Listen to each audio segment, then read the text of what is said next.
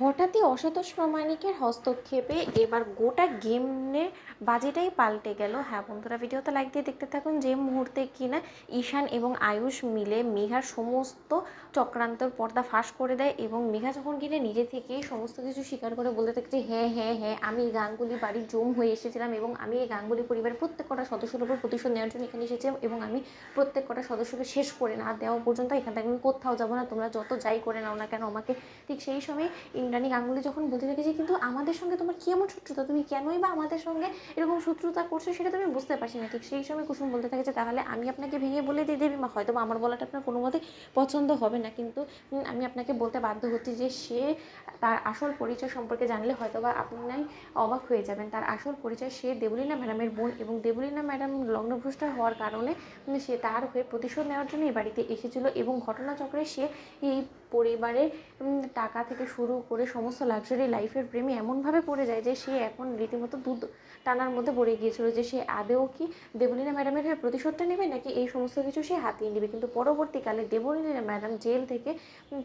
পুলিশের চোখকে ফাঁকি দিয়ে যখন কিনা বেরিয়ে এসে তাকে হুমকি ধামকি দিয়ে তাকে শাসানোর চেষ্টা করে, ঠিক সেই সময় সে আবারও ট্র্যাকে চলে আসে এবং আপনি নিশ্চয়ই জানলে অবাক হবেন যে সেই ব্যক্তিটা যাকে কিনা মেঘা ম্যাডাম নিজের বড় পিসি বলে পরিচয় দিয়েছিল সে আর কেউ না, সে হলো কি দেবলীনা ম্যাডাম এবং সে ইতিমধ্যে আমাদের মধ্যেই আছে। ঠিক সেই সময় দেবলীনাকে যখন টেনে হিচড়ে আনা হয় এবং অনুশ্রী যখন কিনা মুখোশটা খুলে দেয়, ঠিক সেই সময় ইন্দ্রাণী গাঙ্গুলি বলতে থাকে যে সর্বনাশ, তার মানে আমি আরও একবার মানুষ চিনতে ভুল করলাম। অন্যদিকে কুসুম যখন বলতে থাকে যে হ্যাঁ দেবীমা, আমাদের কাছে কোনো রকম কোনো উপায় ছিল না বিধায় অবশেষে আমরা বিয়ে করি। ঠিক সেই সময় শঙ্কর এসে কুসুমকে ঠাটিয়ে এক চড় মারে এবং বলতে থাকে যে ব্যাপারটা বড্ড বেশি হাস্যকর হয়ে গেল না মুখ পুরি, তোর কি মনে হয় বলতো যে তুই এতটাই অসহায় হয়ে পড়েছিস যে তোর কাছে কোনো রকম কোনো উপায় ছিল না বিধায় গাঙ্গুলি পরিবারকে রক্ষা করার জন্য তুই শেষ উপায় স্বরূপ তুই আয়ুষ বাবাকে বিয়ে করে নিলি এবং এই যুক্তিটা তুই আমার কাছে খাটাতে পারবি বলে তোর কী করে মনে হলো বলতো। দেখ কুসুম, তোকে বারবার করে আমি বলেছিলাম যে তুই এই পরিবারে আয়ুষ বাবার কাছ থেকে দূরে থাকবি, কারণ লোকে চার পাঁচটা তোর চরিত্র নিয়ে কথা বলুক সেটা আমি কোনো মতেই চাই না। এর জন্য আমি তোকে আয়ুষ বাবার এঙ্গেজমেন্টের আগেও বলেছিলাম যে তুই যদি আয়ুষ বাবার সঙ্গে নিজের সম্পর্কটা আরও বেশি গভীর করার চেষ্টা করিস তাহলে তুই আমার মরা মুখ দিবি, কিন্তু তাই সেই সমস্ত কিছু তুই কোনো মতেই বালাই তো করলি না, তুই বরঞ্চ আরও বেশি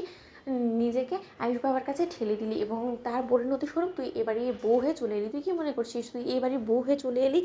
কর্তামা তোকে মেনে নেবে এবারে বউ হিসেবে? কোনো দিনও না, তুই কোনো দিনও এবারে বড় বউ হওয়ার মর্যাদা পাবি না। ঠিক সেই সময় ইন্দ্রাণী গাঙ্গুলি বলতে থাকে যে সিদ্ধার্থ, এক্ষুনি তুমি পুলিশকে কল করো,